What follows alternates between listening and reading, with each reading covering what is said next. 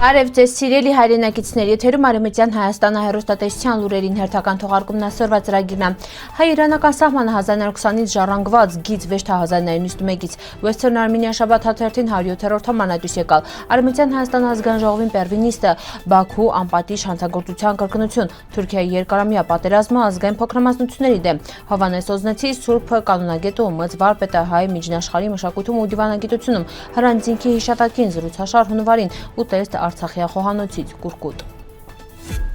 Հայաստան-Իրան սահմանը ստեղծվել չի 1991-ին, ձևավորվել է 19-րդ դարում Արաքս գետի երկայնքով ու 1920-ին դաշնակիցների կողմից ճանաչված Արևմտյան Հայաստանը ներառող ամբողջական Հայաստանի հետի ընդունվել որպես արդեն գոյություն ունեցող օրինական արևելյան սահման։ Թեև Արևմտյան Հայաստանի նկատմամբ դաշնակիցների որոշումները փաստացի իրականացվել չեն, Հայաստան արևելյան սահմանը Իրանն հետ պահպանվել անցնելով խորհրդային փուլով ու ժառանգելով անկախ Հայաստանին։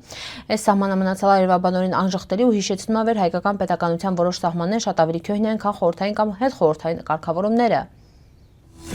Western Armenia շաբաթ հաթերթի 107-րդ համարը անդրադառնում է հայկական ու միջազգային հետաքրքրական թեմաներին։ Համարում ներկայացված Արևմտյան Հայաստանը Երևանը առաքելության շրջանակում նվիրված կինոյի ցուցադրություն նվիրված Արևմտյան Հայաստանի Հանրապետության նախագահին։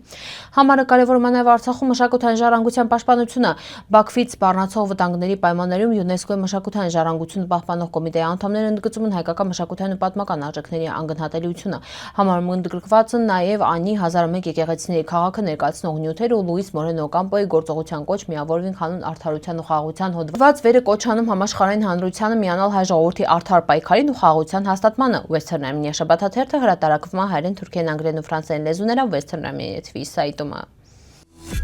Հունվարի 14-ին Արևմտյան Հայաստանի Հանրապետության ազգային ժողովին առաջին նիստն է ելել։ Ընտրված 53 падգամավորներն ինտերնետային կապի միջոցով մասնակցան 12-ը։ Նիստին վաղտը միաձայն ընդունվել է օրակարգ ու ազգային ժողովի նախագահ Տիկին Նելի Հարությունյանը ներկայացրել է առաջիկա միջոցառումները։ Դրանց թվում են հունվարի 18-ին Հրանձինքի հիշատակի նվիրված հանդիպումը, հունվարի 19-ին Արևմտյան Հայաստանի Հանրապետության պետականության ու անկախության օրվան առնչվող միջոցառումը, վերանցկացվելուն Zoom հարթակով Երևան ժամանակով ժամը 10:30-ին, Փարիզ ժամանակով ժամը 7:30-ին։ Նիստը ամփոփվել ազգային ժողովի նախագահ Տիկին Նելի Հարությունյանի կողմից, իսկ քարտուղար Էդիտա Բեգլարյանը արձանագրել է նիստի արդյունքները։ Արևմտյան Հայաստանի ազգային ժողովի գործունեության մասին լրացուցիչ տեղեկությունները կարիք ստանաք Western Armenia TV-ի սայտան։ Սումգայիթյան Ջարդարյանը ետը հակահայկական բռնությունների հաջորդ ալիքը տեղի ունեցավ Բաքվում 1990-ական թվականներին։ 1988-ից սկսած քաղաքում կազմակերպվելիս այլ հակահայկական զրույցն է մահ հայերին ու Սումգայիթը կրկնվելու կարգախոսներով։ 1990 թվականի հունվարի 13-ին բռնությունները տռալ են զանգվածային, կազմակերպված խմբերը ճրելիս ու սպանություններ նելել իրականացնելիս հայերի նկատմամբ, իսկ իշխանությունները միջամտալ չմինչև հունվարի 20-ը։ Ջարդերի արդյունքում Բաքվի սաղ հայ բնակչությունը տեղահանվել է, զոհերի թիվը պարզվել չի, մեղավորներն պատժվել չեն։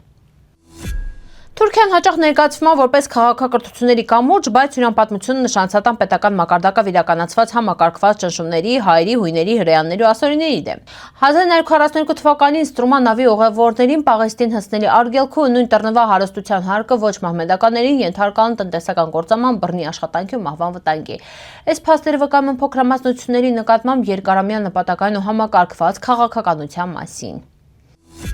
Նոր Հովհաննես Օզնեցի Սուրբ կանոնագետը ում վարպետը հայ միջնաշխարհի մշակույթում ու դիվանագիտությունում երկրեզու հատորը լույս է տեսել Միացյալ Նահանգների Արևմտյան թեմի ազգային առաջնորդարանի մատենաշարի մաս կազմող շարքում հիմնահարցեր ու հանգրվաններ Արևմտյան հայ աշխարհի կազմավորման մեջին։ Գրքի նպատակն է ներկայացնել հայ միջնաշխարհի պատմության, մշակույթի ու քաղաքական փորձառության թայզատեսանկյուններ, մատչելի սարքել դրանք հասարակության ու մտավորականության ուշադրությանը։ Հովհաննես Օզնեցի դերը միջնաշխարհի դիվանագիտության ու եկեղեցու կառավարման ասպարեզում բացառիկ է։ Ինքը համբարեկարգ եկեղեցական կանոնները համել զարգացրել է հայ միջնաշխարհի դիվանագիտական ավանդույթները։ Օզնեցիից առաջ ու հետո հայ եկեղեցու առաջնորդն են Սահակ Ձորափորեցի, Գրիգոր Գ եւ Գրիգոր Բ շարունակալուն սարքելու ամրապնդելը հայ միջնաշխարհի քաղաքական ու մշակութային կապերը։ 8-րդ դարից սկսած վեր հայ ժողովուրդը զանգվածային ձևով տարածվել է արևմուտք ու հարավ, Օզնեցին հեղինակությունում փորձը քյոմագիներալ պահպանել միասնությունը, ապահովել եկեղեցու ժողովրդի դերը ու ստեղծել հիմք միջնաշխարհի քաղաքական կայունության հետի։ Մատենաշարի հեղինակ պրոֆեսոր Սեդա Տատոյանը շեշտում է վեր պատմական գիտելիքներն ու դրանց ընկալումը անմիջական ազդեցություն ունեն մեր ընտրությունների ու գործերի վրա։ Գրքով ընթերցողը կարելի ծանոթանա Օզնեցի ու հայ միջնաշխարհի առաջնորդների քաղաքական, մշակութային ու դիվանագիտական փորձառությանը, վերսօր կարևոր ուղեցույց է հայ մշակութային ինքնության ու պատմական հիշողության հետի։ Հրանտ զինք հիմնարկը Ագոսի հիմնադիր Հրանտ զինքի մահվան 19-րդ տարելիցի առթիվ կազմակերպում է զրուցաշար հունվարի 12-ից 18-ը։ Ծրագրի պերվի օրը հունվարի 12-ին ցուցադրվելու է Իվմիտ Քվանչի հիշողությունը անբավարար կինոն, վերը ներկայացնում է Հրանտ զինքի խոսքի ու գաղափարների նկատմամբ համակարգի կողմից ստեղծված խոչընդոտները։ Նույն օրը Այլին Վարդանյանը իրան զեկույցը կատարելու է 19 հունվարը հիշողությունների մեջ խորագրի ներքև ու ելույթը կրկնվելու է հունվարի 15-ին։ Հունվարի 13-ին Ռոբեր Քոփթաշը աշխատանքային հանդիպան վաղտը քննարկելու է Հրանտ զինքի հոդվածները, հունվարի 14-ին Գյոքչեր Թահինճօղլուն խոսելու է Քոստա Կավրասի Z ֆիլմի մասին, իսկ հունվարի 16-ին Գարին Գարագաշլը վերլուծելու է Հրանտ զինքի ոճը հոդվածների հիման վրա։ Հունվարի 17-ին Նայադ Գարաքյոսի զեկույցելու է հիշողության վայրերի մասին, օրինակներ տալով աշխարհում ցեղասպանությունների ու հիշատակի վայրերի մասին։ Նույն օրը Ագոսի խմբագրապետ Էդվարդ Տանձիկյանի վարողությամբ Լուիս Պաքար, Արուս Եմուլ ու Լորա Պայթարը խորհրդակցելու ընթերցի 30-ամյա պատմության ու նշանակության մասին։ Վերջապես հունվարի 18-ին Ագոսի նկարիչ Հովհաննես Շաշքալը խոսողականը Հրանտի հիշատակի նվիրված տեսանյութերի գաղափարի ու մշակման մասին Քեմալ Գյոքհան Գյուրսեսինի հետ զրուցակցությունով։ Զրուցաշարը հասանելի է ինիական դահլիճում ու Zoom հարթակի միջոցով։ Հաշվի առնելով տեղի սահմանափակ հնարավորությունները, մասնակցությունը պահանջում է նախապես գրանցվել Հրանտ զինք հիմնարկի կայքեջում։ Արցախյան ավանդական կուրկուտին մի բաղատրատոմս ու հազարու մի պատրաստման ձև կա։ Բառացիորեն ամեն կնեք Արցախումը կուրկուտին պատրաստման ուրան կուճիր գախնիկը ունե։ Կորկոտ կամ կուրկուտն անվանում նաև թեփահանրված ծեծած ցորենը, այլ ձև ասած սպասի ձավարը։ Վերավել պատրաստում է էսուտեստը։ Շատ հագեցնող, իսկական ծմռնված ճաշ է։ Սաղ քշեր թոների մեջին իբրումն։ Առավոտը հվակվում մծ ընկերախմբերով, օտումն աղտիրացավ, թոթի կամ հյունի արաղավ, ու հետո լանց ընկենում իրանց գործերին։ Սիրելի հայրենակիցներ, ծորվայ տեսքան ենք պատրաստալ ապրիկ ուշադրության հետի պնդկացիք։